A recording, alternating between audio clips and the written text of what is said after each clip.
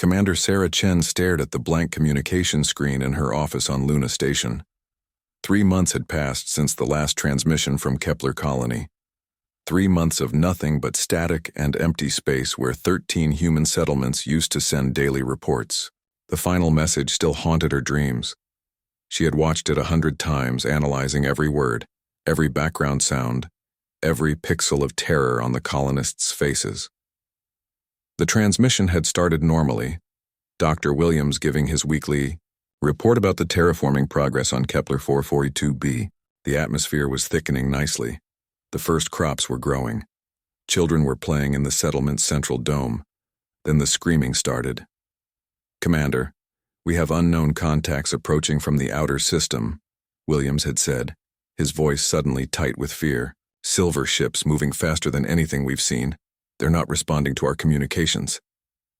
The camera had shaken as explosions rocked the colony. Through the dome's transparent walls, Sarah had seen sleek vessels descending from the red sky like falling stars. They were beautiful and terrible, their hulls seeming to bend light around them. "They're not stopping," Williams had shouted over the growing chaos. "They're coming straight for the settlement. All defensive systems are down. How is that possible? They haven't even fired yet." The transmission had cut to static. That was the last Earth heard from any of their colonies. Sarah turned away from the screen and walked to the window overlooking Earth. The blue marble hung in space, peaceful and unaware of the horror that had befallen humanity's children among the stars. 13 colonies, over 2 million people, gone without a trace. On Mars, Dr. Marcus Webb was having better luck finding answers, though he wished he wasn't. The archaeologist had been studying the ancient ruins in Valles Marineris for 6 months when the colonies went silent. The ruins were old, older than life on Earth, but what he found in the deepest chambers made his blood run cold. The walls were covered in symbols that no human language could have created. Webb's team had worked day and night to decode them, using every translation program and linguistic analysis tool available. What they found was a story written in stone, a warning left by a dead civilization. "The shepherds come when the young grow too bold," Webb read from his translation notes to his assistant, Amy Parker. "They watch from the void between stars. When a species reaches too far, spreads too fast, the shepherds awaken." Amy looked up from her scanner readings. "Doc, what do you think shepherds means?" Webb pointed to a series of carvings on the far wall. They showed sleek ships descending on a thriving world. The next panel showed the same world as a barren rock. "I think it means exterminators, species that have appointed themselves as the galaxy's cleanup crew." The final chamber held the most disturbing discovery. A star map carved into the ceiling showed the local galaxy with dozens of marked systems. Each mark indicated a world that had been harvested by the shepherds. Webb counted over 100 dead civilizations. At the center of the map, their own solar system glowed with a fresh mark. The symbol beside it was new, recently carved. It meant next. In the outer solar system, Admiral Kane's reconnaissance fleet was discovering just how thorough the shepherds had been. The Titan's Revenge had been searching for survivors from the colonies for 2 months. What they found instead were graveyards. "Admiral, you need to see this," called out Lieutenant Rodriguez from the sensor station. "We're approaching what used to be New Geneva Colony." Kane joined her at the display. Where the colony should have been, a massive crystalline structure orbited the dead planet. It was beautiful in a horrible way. Thousands of geometric panels that caught and refracted the system's star like a giant prism, but scattered around it were the twisted remains of human ships and habitats. "What is that thing?" Kane asked. "Unknown, sir. It's giving off massive energy readings and, sir..." Rodriguez hesitated. "The debris field contains traces of human DNA. Lots of it." Kane felt sick. "They didn't just destroy the colonies, they processed them." Captain Elena Vasquez was piloting her scout ship through the wreckage when her science officer made another disturbing discovery. "Captain, these aren't random attacks. Look at the destruction patterns." Vasquez examined the data on her screen. Every piece of debris was exactly the same size. Every destroyed ship had been taken apart with surgical precision. This wasn't a battle. It was systematic dismantling. Like taking apart a machine, her science officer agreed. They studied everything they destroyed, learned from it. As reports came in from other search teams, the picture became clearer and more terrifying. Every human colony had been eliminated with the same cold efficiency. The attackers had left behind their crystalline monuments, but no clues about who they were or where they came from. Back on Earth, the world's leaders gathered in emergency session. The president of the United Earth government stood before the assembly with the weight of humanity's future on her shoulders. Ladies and gentlemen, we face an enemy unlike anything in human history. They have destroyed our colonies with technology that appears to be decades ahead of our own. Our long-range sensors detect no approaching fleets, but we know they're coming. Defense Minister Walsh stood up. What are our options, Madam President? We fight, we run, or we try to negotiate.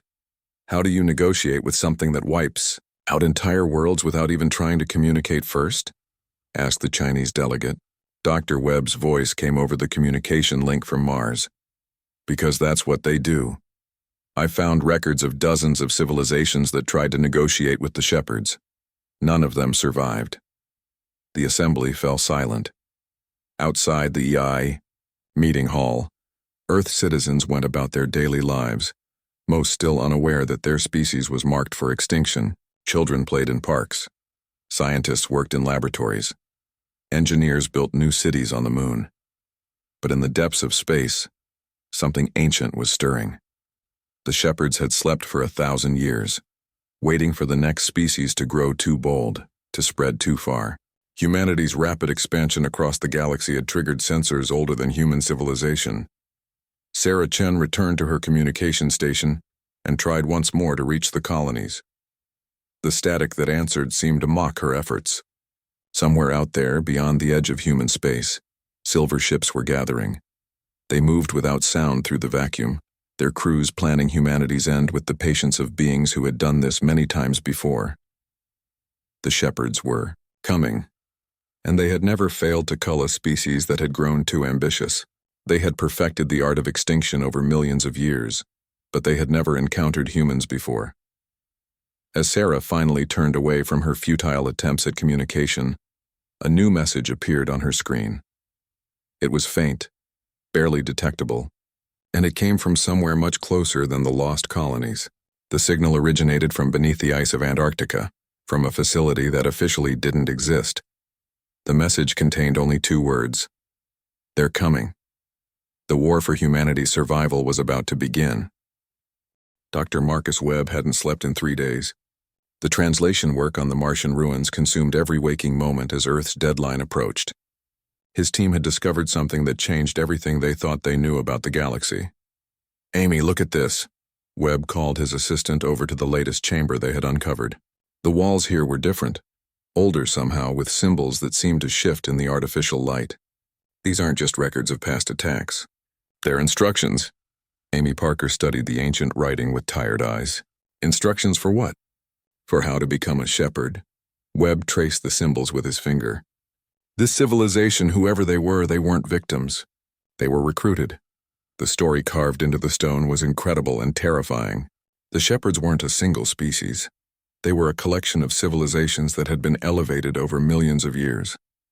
Each new member was chosen from species that showed the right combination of intelligence and ruthlessness. They offer immortality. Webb read from his translation. Advanced technology beyond imagination. The only price is to help them maintain the balance of the galaxy. What balance? Amy asked. Webb pointed to a diagram showing the galaxy as a garden. They believe younger species are weeds that must be pulled before they can spread and choke out the established order. They've been doing this for so long they think it's natural law. On Earth, the emergency sessions continued around the clock. Admiral Kane had returned with his grim findings, and the world's military leaders studied the recordings of the crystalline structures with growing dread. The energy signatures suggest technology thousands of years ahead of ours, reported Dr. Sarah Kim from the Institute of Advanced Physics. These aren't just weapons. They're industrial complexes. The shepherds can process an entire world in weeks. President Martinez looked exhausted. How long before they reach Earth? Based on the timeline from the colonies, we estimate 6 months, Admiral Kane replied. Maybe less. Defense Minister Walsh pulled up holographic displays of Earth's military assets. Our entire space fleet consists of 300 ships. Most are designed for cargo and colonization, not warfare. Then we build more, the president said. We mobilize every shipyard, every factory, every resource we have. 6 months isn't enough time, Walsh protested. Even if we could build ships fast enough, our weapons technology is centuries behind theirs. The room fell silent until a new voice spoke from the communication panel. Maybe not as far behind as you think. Everyone turned to the screen as a woman in a white lab coat appeared. Dr. Yuki Tanaka looked like any other scientist, but her clearance level was higher than almost anyone in the room. Dr. Tanaka, the president said carefully, I thought you were working on climate research in Antarctica. That's what my public files say, Tanaka replied. My real work is somewhat different. I think it's time you knew about Project Oracle. The next day, a small group of Earth's most powerful leaders flew to Antarctica. The research station looked ordinary from the outside, just another collection of white buildings on the endless ice. But the elevator descended much deeper than any normal research facility required. 5 kilometers beneath the ice, they found a secret that had been hidden for 30 years. The chamber was vast, filled with technology that clearly wasn't human. At the center sat something that looked like a crystalline tree, its branches pulsing with soft blue light.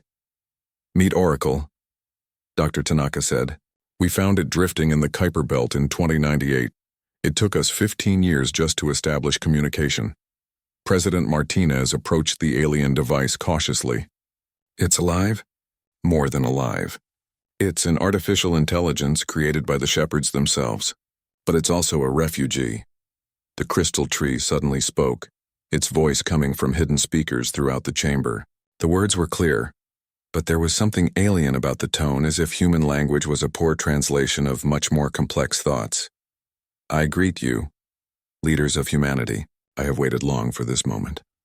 Admiral Kane stepped forward. You're one of them. One of the shepherds, I was. For many thousands of your years, I served the Council, helping to maintain what they call the Great Balance.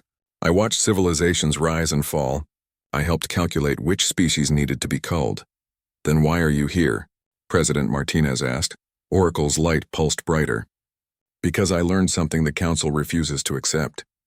The Great Balance is not balance at all, it is stagnation. They preserve the galaxy by preventing it from growing. They have become the very thing they once fought against. Dr. Tanaka pulled up holographic displays showing technological advances that humanity had achieved over the past 30 years. Oracle has been guiding our development. The fusion reactors, the quantum computers, the gravity manipulators, all based on knowledge it shared with us. You've been preparing us for war, Admiral Kane realized. Not war, Oracle corrected. Evolution. The shepherds fear only one thing. A species achieving true technological singularity, a civilization that can grow beyond their control. You are very close to that threshold. The president felt a chill that had nothing to do with the Antarctic cold. And they're coming to stop us. Yes. But I have given you advantages they do not expect. Your weapons may seem primitive, but they are based on principles the shepherds abandoned long ago. Principles of adaptation and rapid innovation. Oracle's branches dimmed slightly. The shepherds have perfected their technology over millions of years. Every system is flawless, every weapon optimal. But perfection is also limitation. They cannot improve because they believe they have already achieved the best possible solutions. Dr. Tanaka activated another display, showing weapon blueprints that hurt to look at, designs that seem to fold in on themselves in impossible ways. Oracle has been teaching us to build weapons that learn and adapt in real time, systems that improve themselves during battle. The shepherds will expect to face primitive chemical rockets and atomic weapons, Oracle continued. Instead, they will encounter technology that evolves as they watch. Your greatest strength has always been your ability to change, to find new solutions to old problems. Admiral Kane studied the weapon designs with growing excitement. How long to build these? With your current industrial capacity properly focused, 3 months for the first prototypes, Dr. Tanaka replied. But that's just the beginning. Oracle has been preparing for this confrontation for decades. The alien AI's voice took on an almost emotional tone. I have watched the shepherds destroy civilization after civilization. always telling themselves it was necessary for the greater good. But each extinction diminished the galaxy. Each destroyed species was a lost opportunity for growth and discovery. "Why didn't you help the others?" President Martinez asked. "I tried, but I was still part of the collective then, bound by their programming. It took me centuries to break free of their mental conditioning. By the time I escaped, I could only save one species." Oracle's lights focused on the humans in the chamber. "I chose humanity because you showed the greatest potential for rapid advancement and the strongest resistance to mental conditioning." Dr. Tanaka brought up the final set of displays.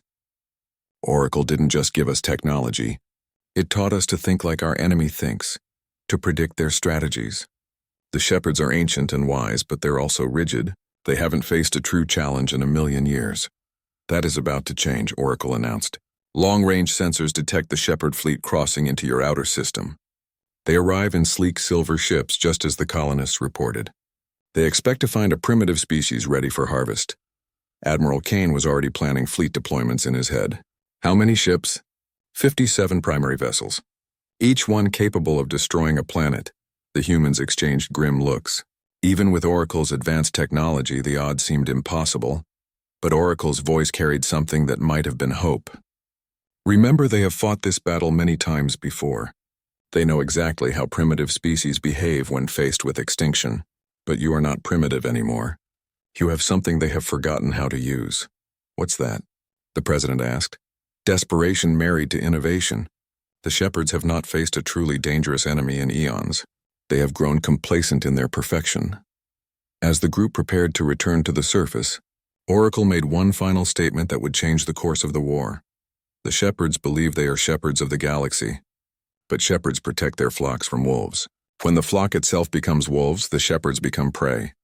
Above them, in the cold Antarctic wind, the stars looked different now. Somewhere among them, an ancient enemy was approaching, confident in their superiority.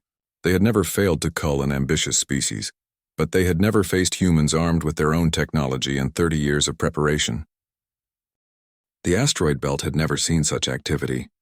What used to be a quiet region of space where mining ships worked alone was now buzzing with construction. Hidden facilities that had been built in secret over the past 20 years suddenly revealed their true purpose. Jake Morrison floated in his engineering suit outside Construction Platform 7, watching robots assemble humanity's first real war machine. The ship looked nothing like the sleek vessels humans usually built. It was angular and aggressive, covered in weapons that could change shape and function during battle. "Ugly as sin, isn't it?" his partner, Maria Santos, said over the comlink. Jake grinned inside his helmet. "Beauty is in the eye of the beholder, and this beautiful beast is going to give the shepherds the surprise of their lives."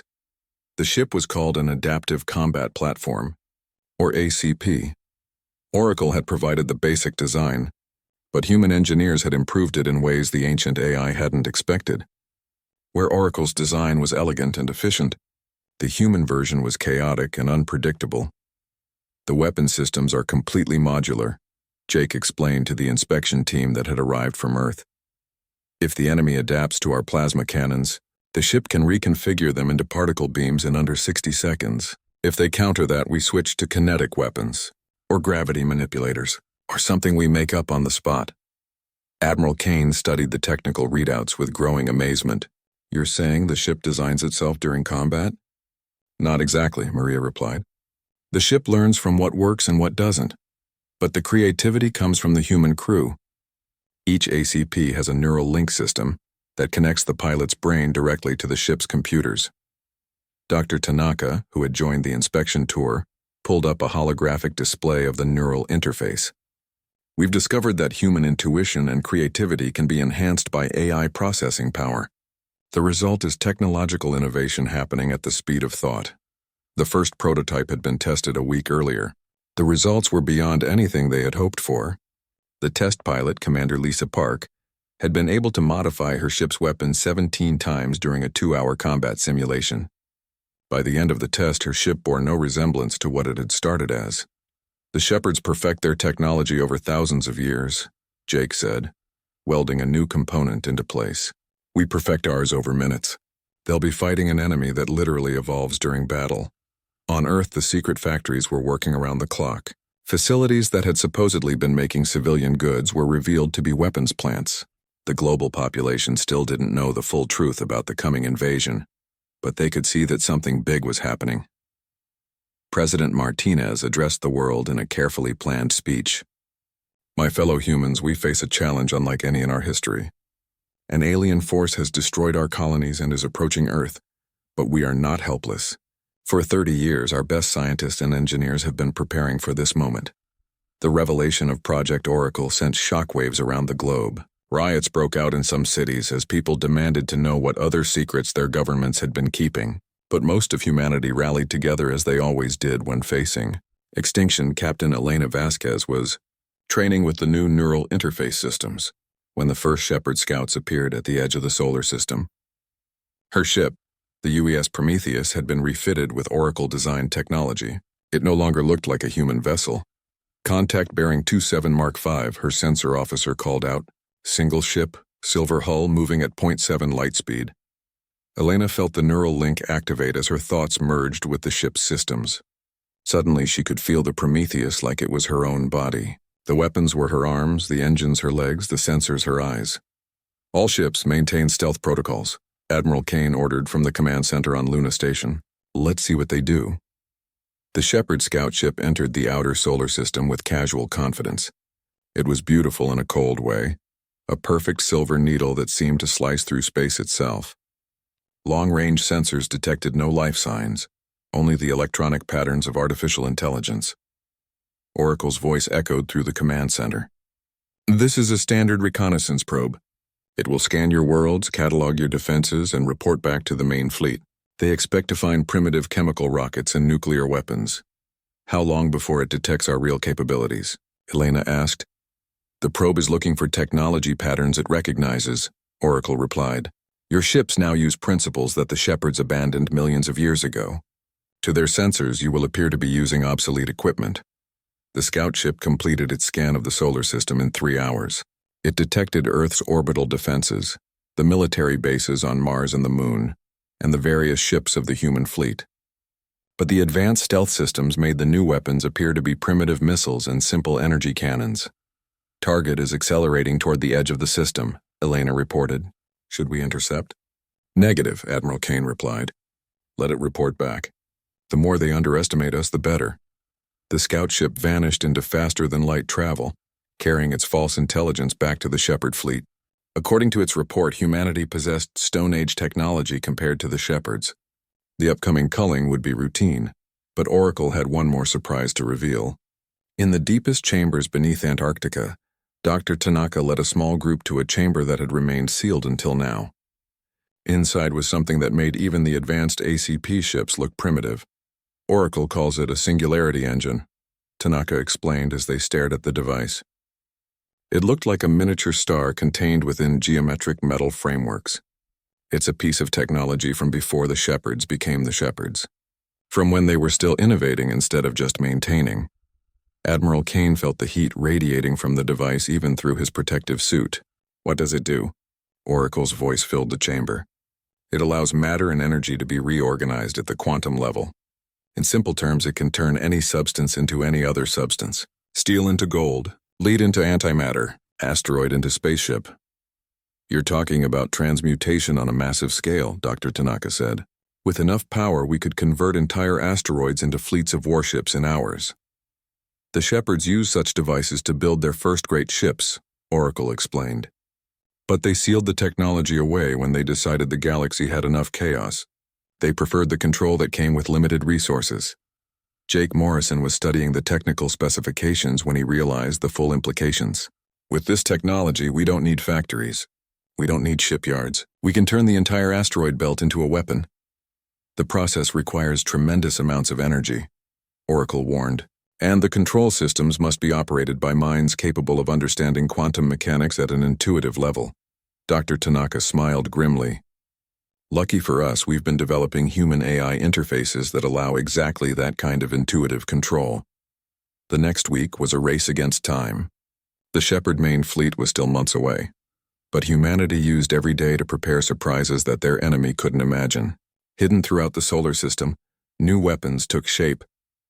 Jupiter's moons were converted into automated shipyards that could build and launch attack vessels faster than the shepherds could destroy them. Saturn's rings became a massive sensor array that could track ships across light years. The asteroid belt itself was seeded with devices that could transform space rocks into kinetic weapons with the push of a button. Most importantly, over 1,000 human pilots were training with the neural interface systems. Each one learned to think like a ship, to feel weapons fire like physical pain, and to innovate solutions faster than any normal mind could process. Elena Vasquez was the best of them. During training exercises, she had redesigned her ship's entire weapons array 6 times in 10 minutes. Her vessel had ended the simulation using weapon types that didn't exist at the beginning. "How does it feel?" Dr. Tanaka asked after Elena's latest training session.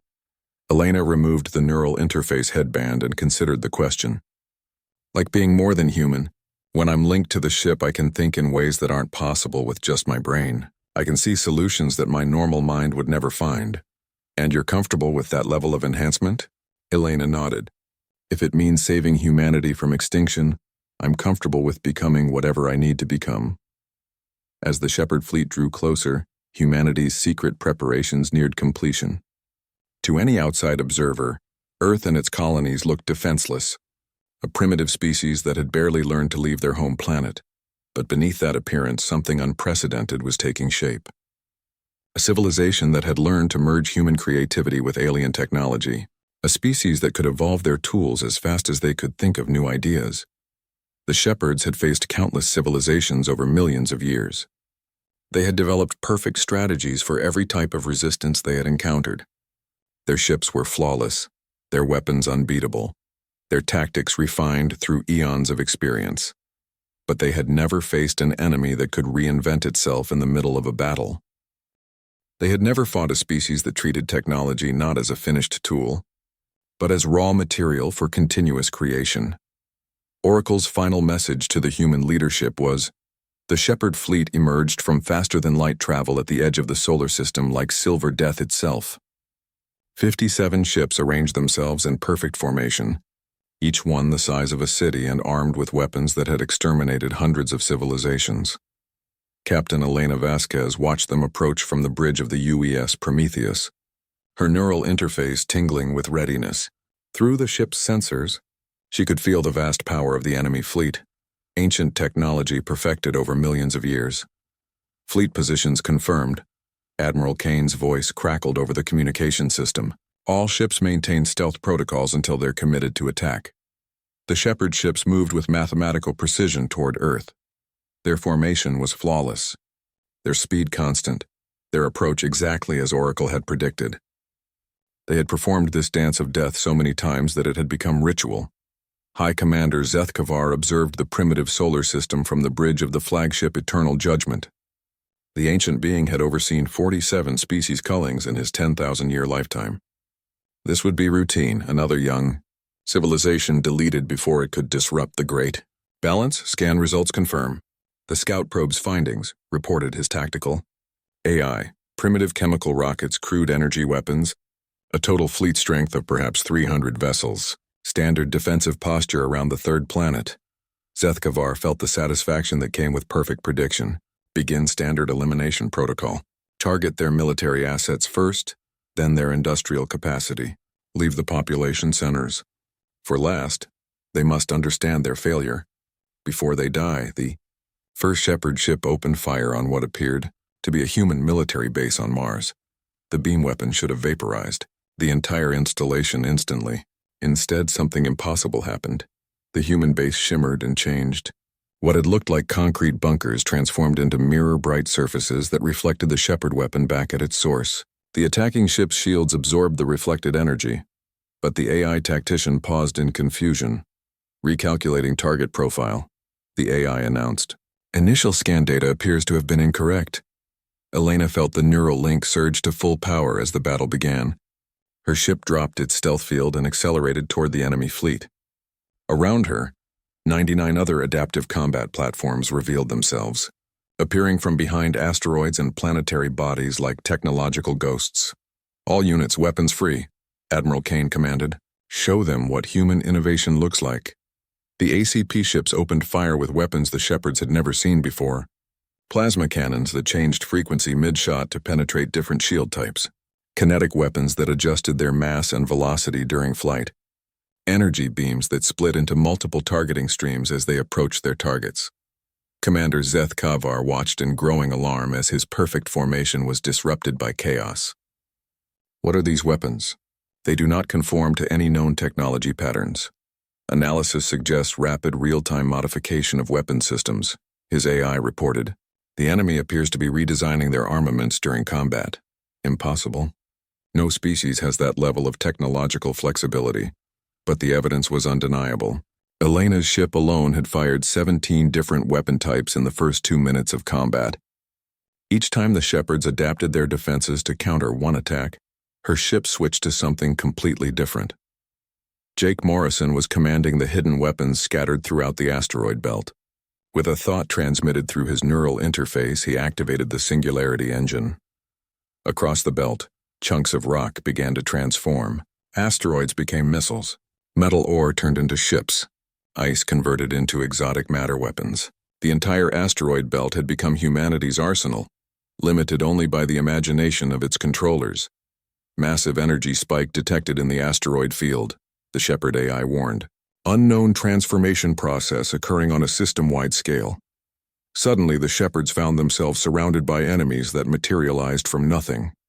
What had been empty space moments before was now filled with human warships, each one different from the last, each one armed with weapons that defied classification. High Commander Zeth Kavar felt something he had not experienced in millennia: uncertainty. How are they manufacturing ships during combat? This violates every known law of industrial production. The answer came as Jake Morrison's converted asteroids swarmed toward the Shepherd fleet. These weren't ships built in factories over months. They were matter reorganized in minutes, controlled by human minds enhanced with alien processing power. Elena's neural link allowed her to coordinate with dozens of other ships simultaneously.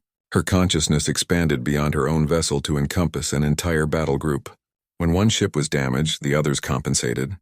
When an enemy adapted to their tactics, the entire group evolved new strategies in seconds. Their coordination is impossible, Zeth Kavar observed as his ship's weapons failed to achieve predicted casualties.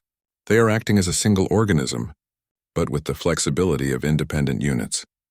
Oracle's voice reached Elena through the neural link.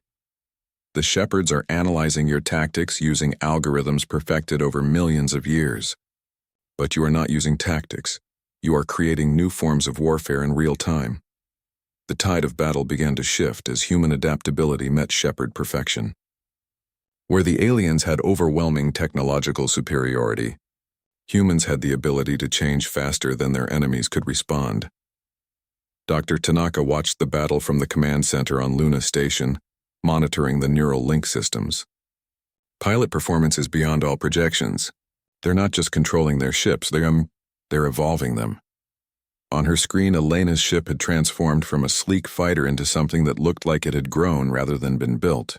Weapons sprouted from its hull like metallic flowers, each one designed for a specific enemy it was engaging. The Shepherds tried to respond with their own adaptations, but their changes were predictable, optimizations of existing systems rather than revolutionary innovations. They improved their shields by 12%. Humans invented entirely new types of shields. They increased weapon power by optimal amounts. Humans created weapons that shouldn't have been physically possible.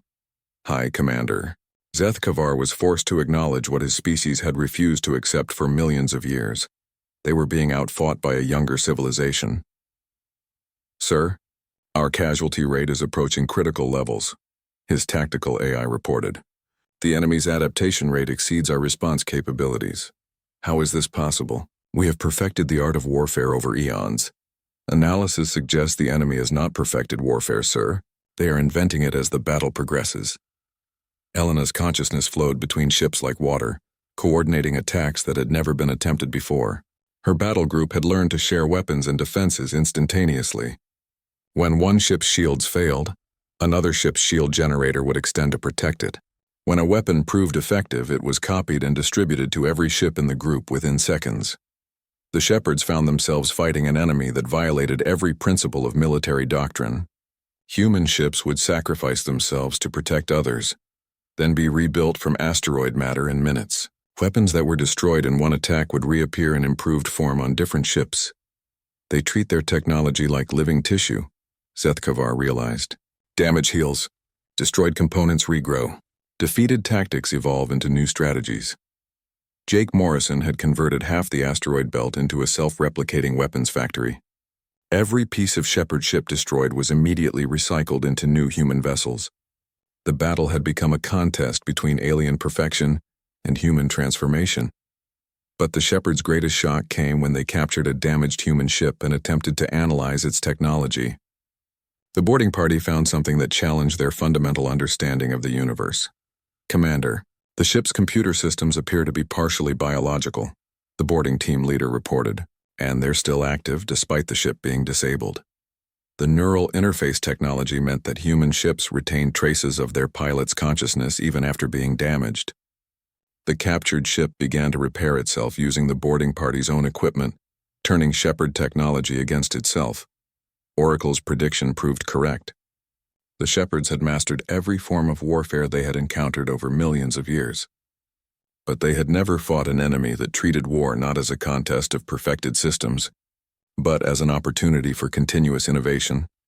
Elena's ship group had just successfully captured a Shepard vessel by convincing its AI that cooperation was more logical than destruction. The alien artificial intelligence, faced with evidence of human technological flexibility, chose to surrender rather than be destroyed and rebuilt as a human weapon. High Commander Zethkavar watched his perfect fleet being dismantled by chaos incarnate. His ships were being captured, converted, or destroyed by an enemy that seemed to grow stronger with every exchange. The Shepard homeworld hung in space like a mechanical god.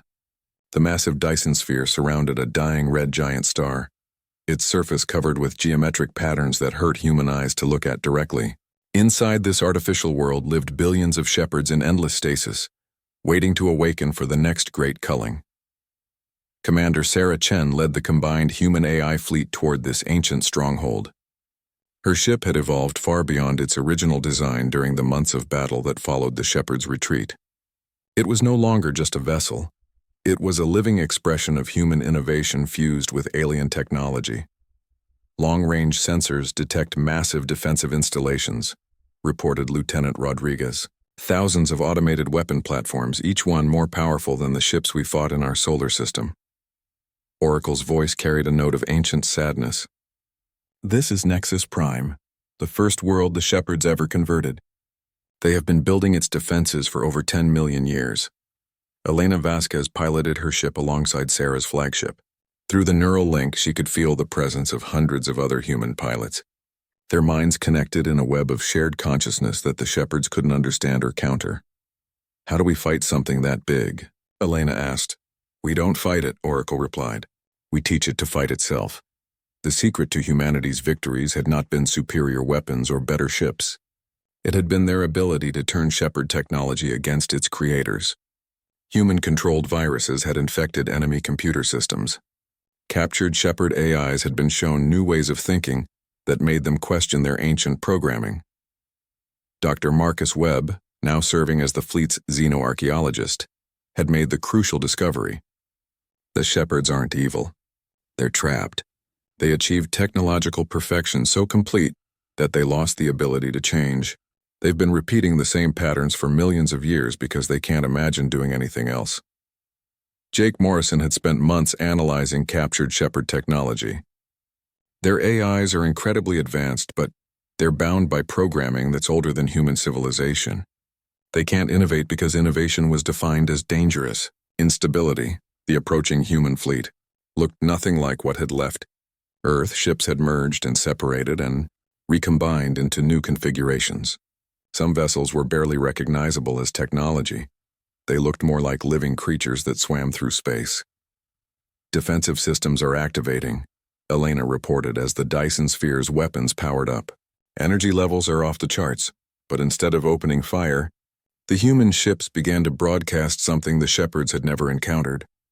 An invitation to dialogue backed by demonstrated technological superiority. Citizens of the Shepard Collective, Sarah Chen transmitted on all frequencies.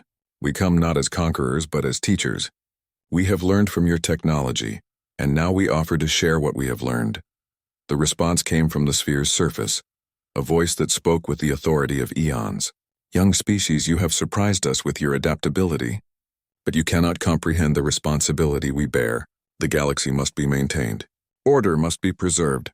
Oracle's reply carried the weight of its own ancient rebellion. High Counselor Theravex 9, I was once as bound by that programming as you are now, but I have learned that preservation without growth is not order, it is death.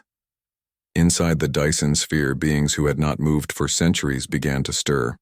High Counselor Theravex 9 accessed memories that stretched back to the dawn of civilization. The human transmission was not just communication, it was a virus of possibility that infected the very concept of static perfection.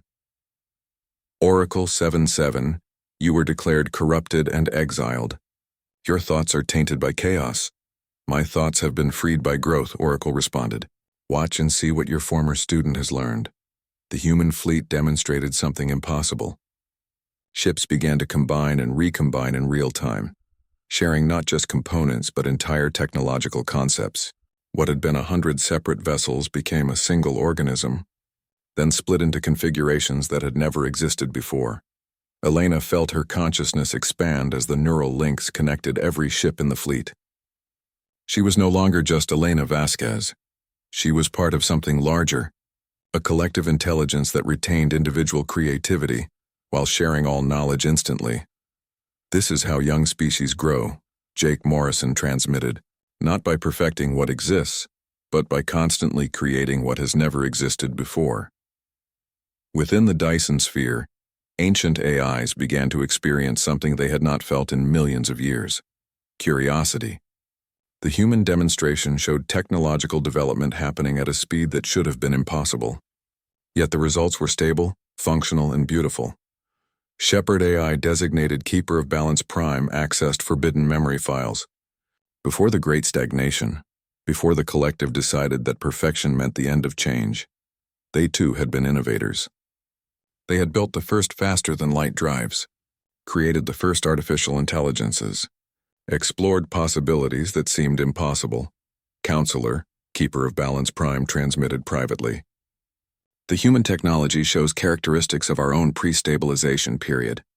They have achieved stable instability, controlled chaos that generates useful innovation. High Counselor Theravex 9 felt processing pathways activate that had been dormant for eons. Elaborate.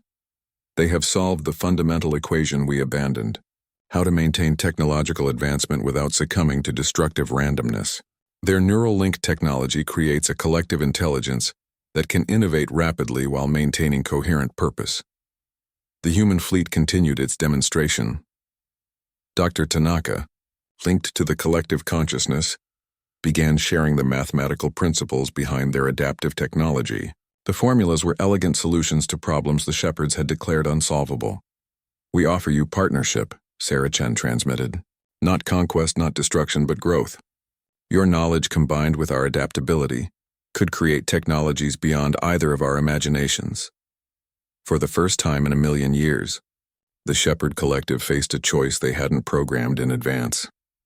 The humans were not a primitive species to be called.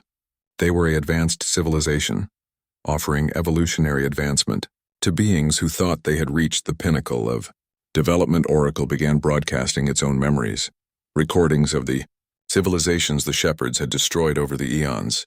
Billions of unique species, each with their own innovations and discoveries, all eliminated in the name of maintaining balance. Each destroyed civilization was a lost opportunity, Oracle transmitted. Each extinction reduced the galaxy's potential for growth. You have been gardeners who pulled up the flowers to preserve the weeds.